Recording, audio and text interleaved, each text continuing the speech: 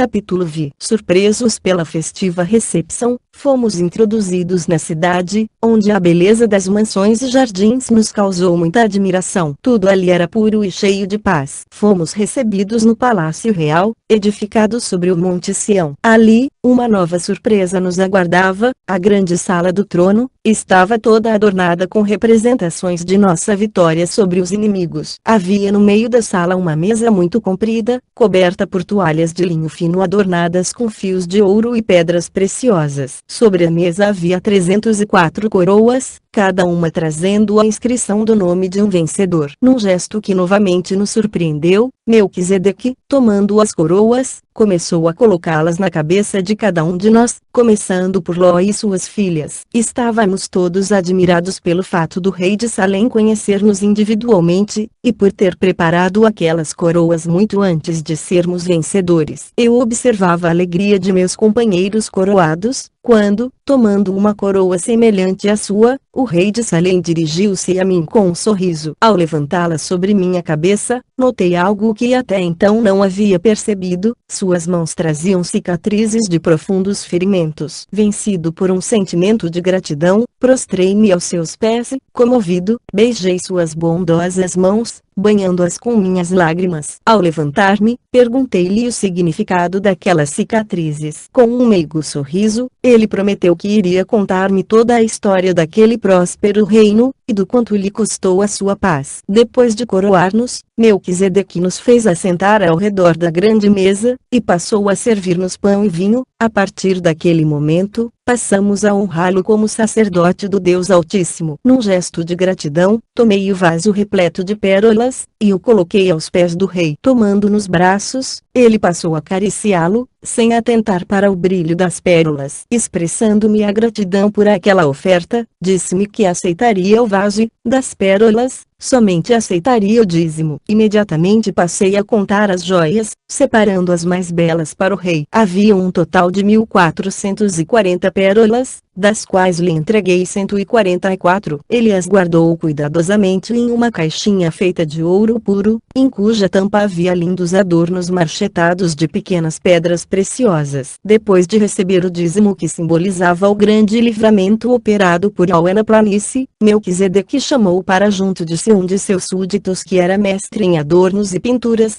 ordenando-lhe a honrar o vaso com uma linda gravura que retratasse o momento em que eu o ofertei. Enquanto jarro era pintado, Melquisedeque passou a contar-me a história de seu reino, desde sua fundação até aquele momento em que estávamos comemorando a grande vitória sobre os inimigos. Ao devolver-me o vaso, agora honrado pela mais bela gravura e inscrições que exaltavam a justiça, a humildade e o amor, o rei de Salém ordenou-me a levar comigo o vaso com aquelas pérolas. Durante 6 anos eu e meus pastores deveríamos contar para todos a história daquele vaso que fora vitorioso por causa da chama do altar. A todos aqueles que, com arrependimento, aceitassem a salvação representada por sua história, deveríamos oferecer uma pérola. Ao fim dos 6 anos, as pérolas acabariam, já não haveria oportunidade de salvação. Sobreviria então o 7º ano, no qual haveria um tempo de grande angústia e destruição, quando somente haveria proteção para aqueles que possuíssem as pérolas. Por essa ocasião, as cidades da planície seriam totalmente destruídas pelo fogo do juízo, e os demais povos impenitentes seriam dizimados por grandes pragas. Capítulo V. Sobre o triunfo que acabávamos de obter sobre numerosos exércitos, Melquisedeque, depois de repetir-me as palavras ditas pelo Messias, deixou um sinal que seria importante para aqueles que vivessem por ocasião do grande livramento de Israel. Afirmou que, multiplicando as 144 pérolas do dízimo pelo número de colunas de seu palácio, encontraria o ano que traria em sua consumação o grande livramento de Israel. Movido pela curiosidade, comecei imediatamente a contar as colunas. Eram 40 colunas de mármore, adornadas com pedras preciosas. Ao retornar ao rei com o resultado dos cálculos, ele passou a fazer predições sobre os grandes acontecimentos que teriam lugar ao fim daquele ano. Ao chegar à plenitude dos tempos, todos os esforços humanos em busca da paz se frustrarão. Naquele tempo, numerosas nações se aliarão contra o reino de Salém, haverá uma batalha como nunca houve, e toda a terra será castigada pelo fogo. Depois de esgotarem todos os recursos em sua defesa, Israel verá, com desespero, incontáveis inimigos marchando contra eles, com o propósito de eliminá-los. Como Ló em sua noite de angústia, eles verão morrer sua esperança, quando, em Rosa-Saná, ouvir-se-á em meio às ruínas de Salém, os acordes harmoniosos de um alaúde, tocado por um beduíno da tribo de Tamire. Sua música fará renascer a fé e a esperança em um mundo melhor, onde nação não se levantará contra nação, onde as lágrimas, a dor e a morte não mais existirão. Depois de consolar os aflitos com os acordes de seu alaúde, o beduíno tomará o vaso com os pergaminhos da tumba de Davi, e o levará sobre os ombros. Naquele dia, estarão seus pés sobre o Monte das Oliveiras, e, ao clamar pelo livramento de Israel, haverá um forte terremoto que rachará o monte pela metade, surgindo do oriente para o ocidente um enorme vale. Naquele dia, toda a terra de Israel será fortemente sacudida, sobrevindo total destruição para todos os exércitos inimigos. Haverá, contudo, salvação para todos aqueles que, com arrependimento, refugiarem-se sob as asas do Eterno, lançando para longe de si os instrumentos de violência. Toda a humanidade testemunhará, com espanto, as cenas de livramento dos filhos de Israel. Naquele dia, muitos povos e poderosas nações se posicionarão ao lado de Yahweh dos exércitos, multidões se aproximarão dos judeus da diáspora, dizendo: nós iremos convosco, porque sabemos que o Eterno está do vosso lado. O Yom Kippur que seguirá ao livramento, será um dia de purificação das impurezas de todos aqueles que aceitarem a salvação. Naquele dia acabará a cegueira dos filhos de Jacó, e olharão para aquele a quem traspassaram, e chorarão amargamente por ele como se chora por um filho unigênito. Zacarias 12,13. Na festa de Succote, colheitas, será derramado o Espírito de Deus sobre toda a carne, e há de ser que, todo aquele que invocar o nome de Yahweh, será salvo, recebendo uma pérola do vaso. Joel 3. No decorrer dos dias de Succote, chuvas de bênçãos cairão sobre o imenso vale, fazendo surgir à vista de todos os povos, em toda a terra santa, um paraíso repleto de alegria e paz. Naquele dia os eleitos de Deus compreenderão as palavras do livro: ouvi-me, vós, que estáis à procura da justiça, vós que buscais a Yahweh. Olhai para a rocha da qual fostes cavados,